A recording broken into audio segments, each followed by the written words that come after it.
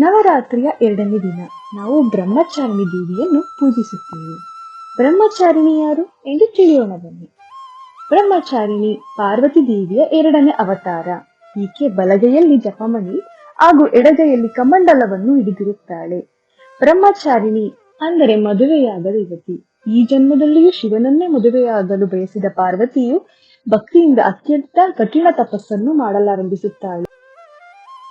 5000 ವರ್ಷದವರೆಗೂ ಹಣ್ಣು ಮತ್ತು ಹೂಗಳನ್ನು ಹಾಗೂ ಎಲೆಗಳನ್ನು ಸೇವಿಸುತ್ತಾಳೆ. ಈ ಕಠಿಣ ತಪಸ್ಸನ್ನು ಕಂಡು ಬ್ರಹ್ಮದೇವ ಪ್ರತ್ಯಕ್ಷನಾಗಿ ಈ ಜನ್ಮದಲ್ಲಿಯೂ ಶಿವನನ್ನೇ ಪತಿಯಾಗಿ ಪಡೆಯುವೆ ಎಂದು ಆಶೀರ್ವದಿಸುತ್ತಾನೆ. ಹೀಗೆ ಕಠೋರ ತಪಸ್ಸನ್ನು ಮಾಡಿದ ಪಾರ್ವತಿಯು ಬ್ರಹ್ಮಚಾರಿಣಿ ಎಂಬ ಹೆಸರನ್ನು ಪಡೆಯುತ್ತಾಳೆ. ಮುಂದೆ ಶಿವನು ಈಕೆಯ ತಪಸ್ಸನ್ನು ಕಂಡು ಮಾರುವೇಷದಲ್ಲಿ ಬಂದು ಒಂದಿಷ್ಟು ಒಗಟನ್ನು ಕೇಳುತ್ತಾನೆ.